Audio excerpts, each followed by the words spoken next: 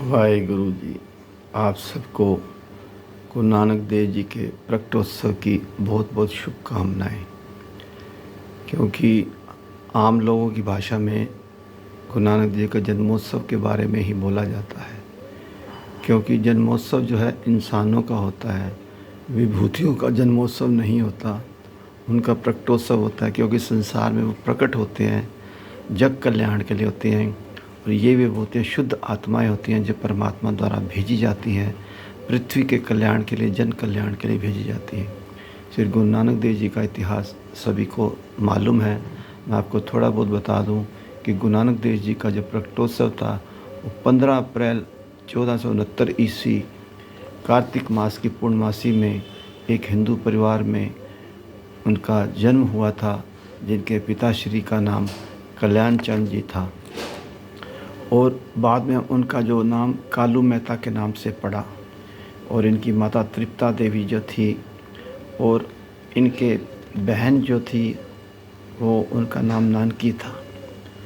अब ये गांव तलवंडी में जब पैदा हुए थे और नानक के नाम से फिर जब ये मशहूर हुए तो उस जगह का नाम फिर ननकाना साहब पड़ गया।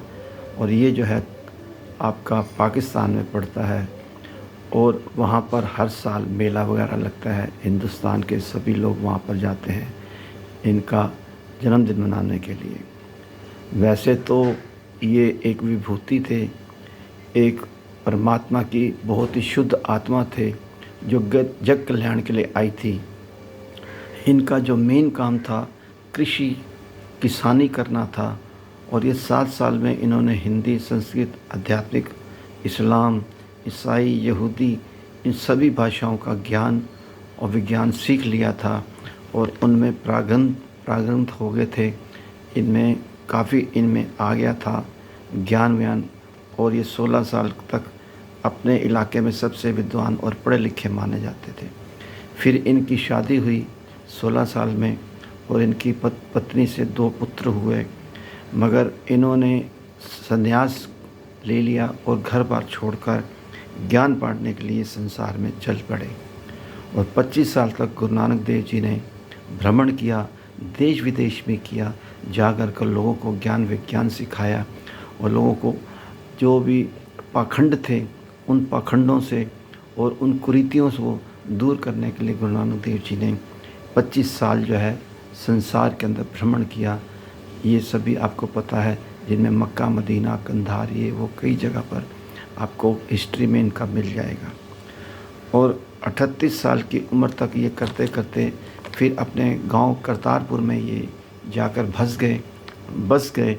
और इन्होंने अपनी जो भाषा जो थी, इनकी जो भाषा थी उसके अंदर फ़ारसी थी, मुल्तानी थी, पंजाबी थी, सिंधी थी, अरबी थी और खड़ी बोली, संस्कृत वगैरह सभी इनकी भाषाओं में बोली जाती थी।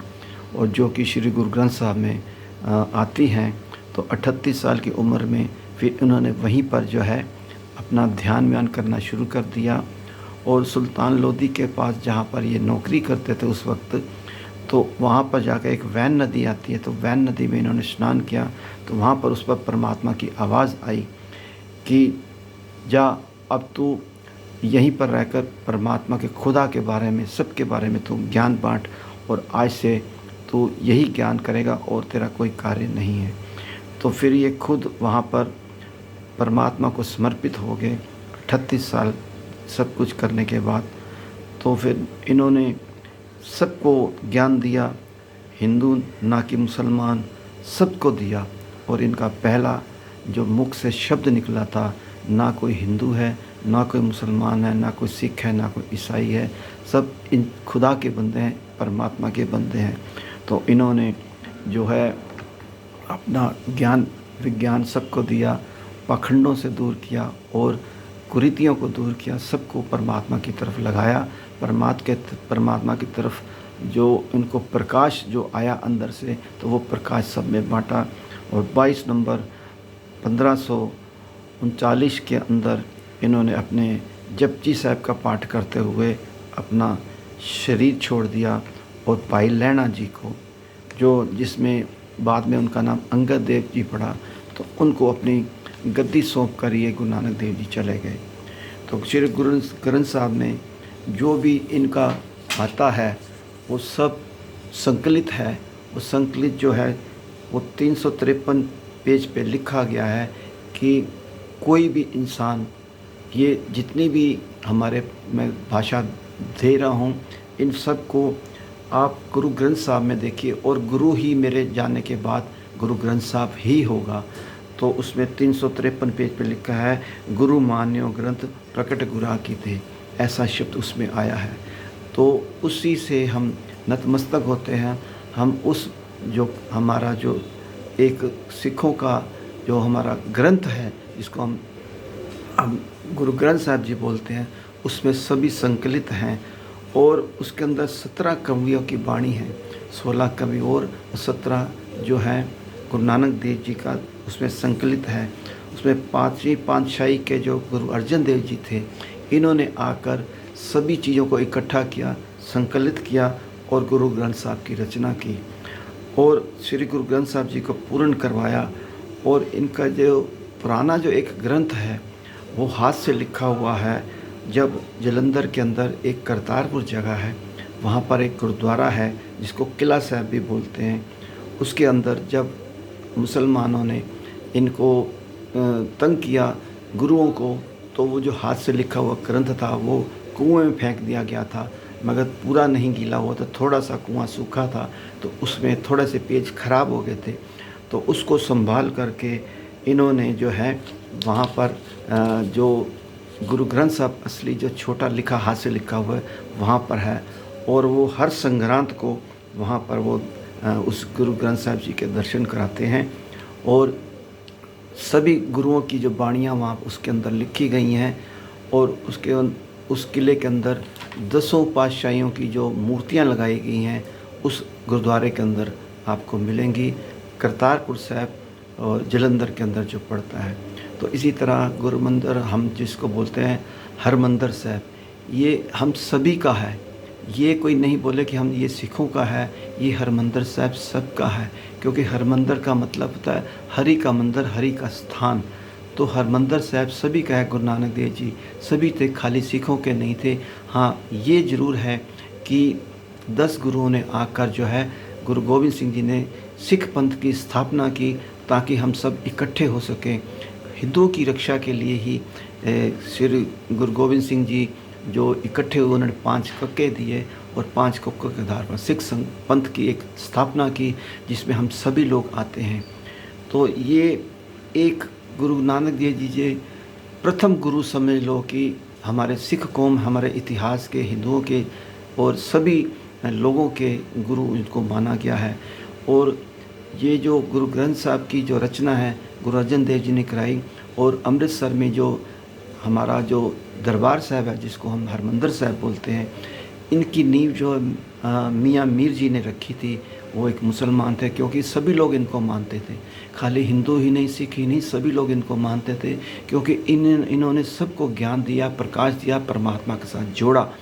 तो ये सभी के हमारे गुरु नानक देव जी थे। और इनकी जो भाषा थी वो पंजाबी, खड़िया, अरबी, फ़ारसी, उर्दू, इन सब में जैसे जैसे वक्त आया तो इन्होंने इनको समझाया। तो इन्होंने सबसे उत्तम एक संदेश दिया, जो मांगे ठाकुर अपने से सोई सोई दे। ये ठाकुर शब्द वही है, उस परमात्मा का नाम, उस हरि का नाम है। और इसमें 17 वाणियों की जो दी है, 16 कवियों की और 17वें गुरु ग्रंथ साहब ने गुरु नानक देव जी के। जबकि 16 कवि कोई ऐसी सिख कौम से वास्ता नहीं रखते थे, मगर वो मानते थे, गुरु नानक देव जी को मानते थे।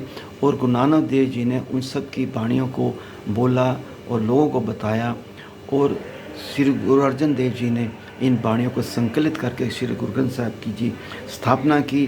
तो उसमें बड़े बड़े संत महात्माओं की वाणियाँ दी गई हैं, जिसमें संत रविदास है, कबीरदास है, दादू है और ऐसे कई सूफ़ी कवि हैं जिनकी उन गुरु ग्रंथ साहब में रचना की गई है, संकलित किया गया है। तो हम उसको नतमस्तक होकर उसको प्रणाम करते हैं। उसमें जो लिखा हुआ है हम उस पर चलने की कोशिश करें।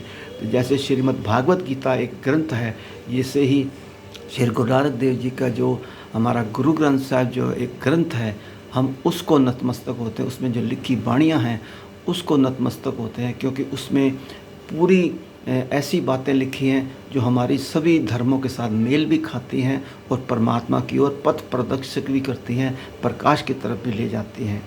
तो हमारे गुरु श्री गुरु ग्रंथ साहब जी में हरि जो है 8344 बार इसके अंदर लिखा गया नाम बोला जाता है।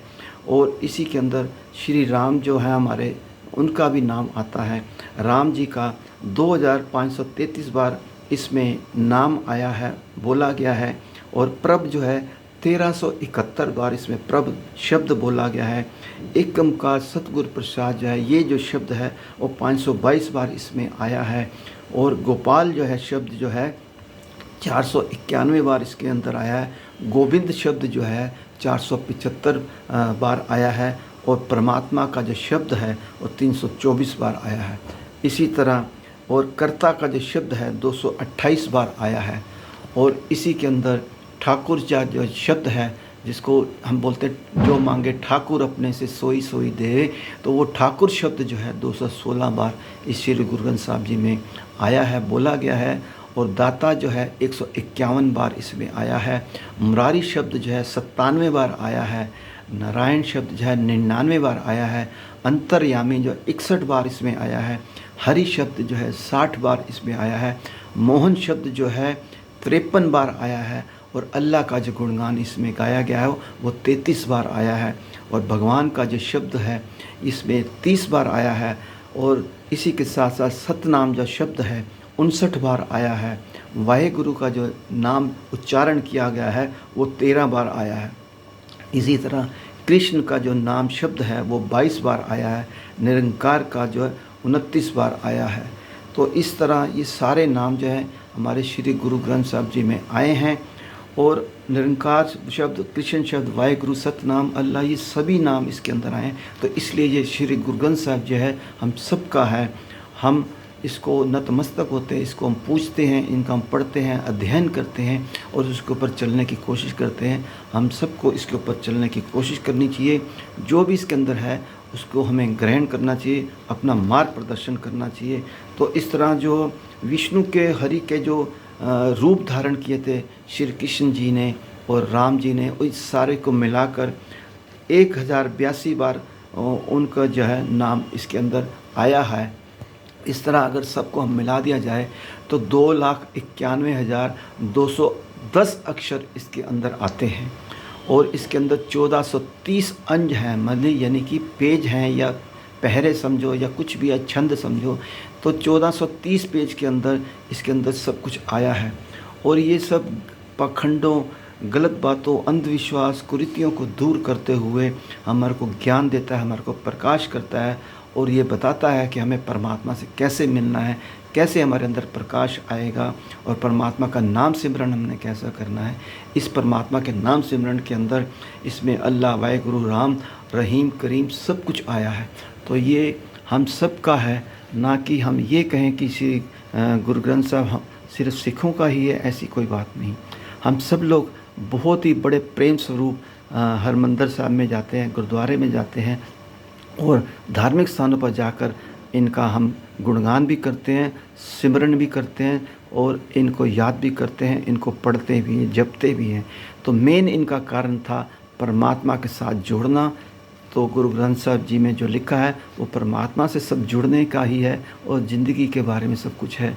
तो ये जितना भी जो है इसके अंदर हम उसको नमन करते हैं और उसको हम कोशिश करते हैं, परमात्मा से प्रार्थना करते हैं कि वो हमारे शरीर में आए और हमें मार्ग प्रदर्शन दे, हमारे को अंधकार से प्रकाश की तरफ ले जाए। तो ये हमारा गुरु ग्रंथ साहब और हमारे गुरु नानक देव जी जो आए हैं हमें अंधकार से प्रकाश की तरफ ले गए हैं। तो हमें आज उनका जन्मदिन जो है, उनका जो प्रकटोत्सव जो है, वो हमें इन चीज़ों को ग्रहण करके उनको प्रसाद के रूप में लेकर हमें इनको जन्मदिन प्रकटोत्सव मनाना चाहिए।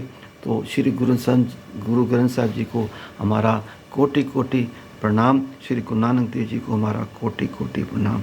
मेरे बोलने से या इसमें कोई त्रुटि हो गई हो तो मैं उससे क्षमा मांगता हूँ, क्योंकि जो मेरे को ज्ञान था, जो मेरे को पता था, वो मैंने इसके अंदर आपको बताया। और त्रुटि के लिए और अगर मुँह से कोई शब्द गलत निकल गया है तो उसके लिए मैं आपसे क्षमा मांगता हूँ। वाहिगुरु जी का खालसा, वाहिगुरु जी की फतेह। वाहिगुरु जी का खालसा, वाहिगुरु जी की फतेह। क्योंकि शरीर का जो जीभ है वो कभी कभी उलट भी बोल देती है, तो उसके लिए भी मैं क्षमा मांगता हूँ कि कई दफ़ा शब्द जो है मुँह से गलत निकल जाते हैं। इन सब के लिए मैं आपसे क्षमा मांगता हूँ।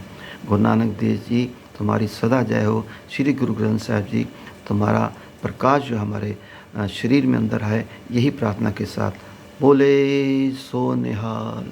सत श्री अकाल।